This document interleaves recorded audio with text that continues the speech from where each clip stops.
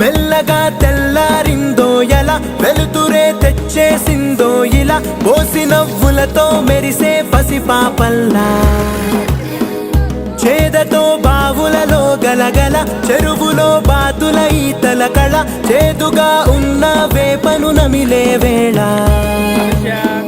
చుట్ట పొగ మంచుల్లో, చుట్టాల పిలుపుల్లో, మాటలే కలిపేస్తూ మనసారా మమతల్ని పండించి అందించు హృదయంలో.